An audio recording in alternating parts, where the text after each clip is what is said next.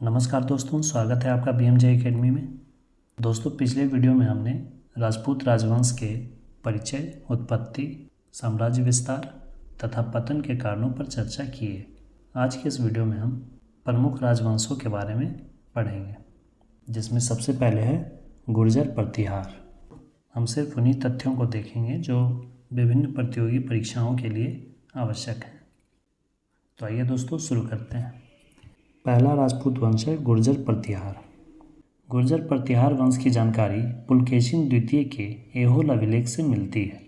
इन अभिलेखों से यह ज्ञात होता है कि गुर्जर प्रतिहार वंश के संस्थापक हरिश्चंद्र थे, परंतु वास्तविक संस्थापक नागभट्ट प्रथम को माना जाता है, जिसने 730 ईस्वी से 756 ईस्वी तक शासन किया।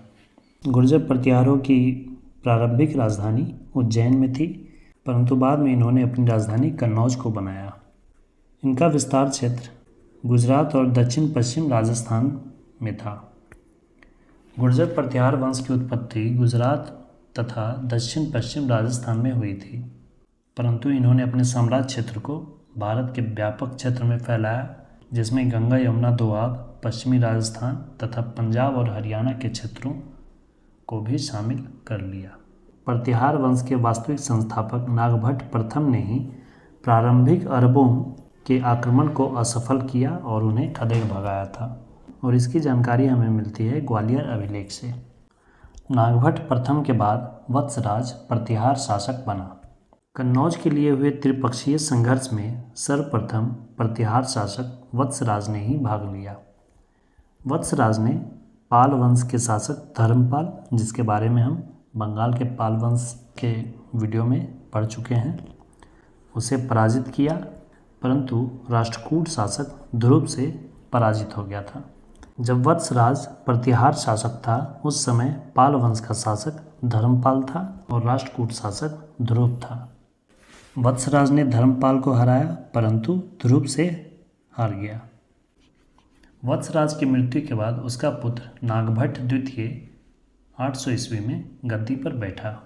त्रिपक्षीय संघर्ष में उसने पाल और राष्ट्रकूट दोनों को पराजित कर कन्नौज पर अधिकार कर लिया और अपनी राजधानी उज्जैन से कन्नौज में स्थापित किया। नागभट्ट द्वितीय के बाद मिहिर भोज प्रतिहार शासक बना। गुर्जर प्रतिहार वंश का सबसे प्रमुख शासक मिहिर भोज ही था। इसने 836 ईस्वी से 885 ईस्वी तक शासन किया। मिहिर भोज वैष्णव था, अर्थात विष्णु का उपासक था। इसने आदि वराह की उपाधि धारण की थी। कन्नौज के लिए त्रिपक्षीय संघर्ष में मिहिर भोज पाल शासक देवपाल तथा राष्ट्रकूट शासक ध्रुव दोनों से पराजित हो गया था। मिहिर भोज के बाद एक प्रमुख शासक महिपाल प्रथम शासक बना। महिपाल एक कुशल शासक था। महिपाल का शासनकाल शांति और समृद्धि का काल रहा। महिपाल के बाद महेंद्रपाल द्वितीय, देवपाल, विनायकपाल, महिपाल द्वितीय, विजयपाल जैसे शासक हुए, जो कि एक कुशल शासक नहीं थे, जिसके कारण प्रतिहार साम्राज्य टूटने लगा। 963 ईस्वी में राष्ट्रकूट शासक कृष्ण तृतीय ने प्रतिहार राजा को बुरी तरह पराजित किया। उसके बाद फिर 1018 ईस्वी में महमूद गजनवी ने एक दुर्बल शासक राजपाल को पराजित किया, और फिर अगले ही वर्ष 1019 ईस्वी में महमूद गजनवी ने राजपाल के पुत्र त्रिलोचन पाल को भी बुरी तरह पराजित किया। इस वंश का अंतिम शासक यशपाल था, जो कि 1036 ईस्वी तक शासन किया। 1036 ईस्वी में गढ़वाल वंश ने यशपाल को पराजित कर गुर्जर प्रतिहार वंश को समाप्त कर दिया। दोस्तों, आज के इस वीडियो में इतना ही। अगले वीडियो में हम परमार वंश और चालुक्य वंश के बारे में सभी महत्वपूर्ण तथ्यों को देखेंगे। वीडियो को अंत तक देखने के लिए धन्यवाद दोस्तों। मिलते हैं अगले वीडियो में इसके अगले भाग के साथ। जय हिंद, वंदे मातरम।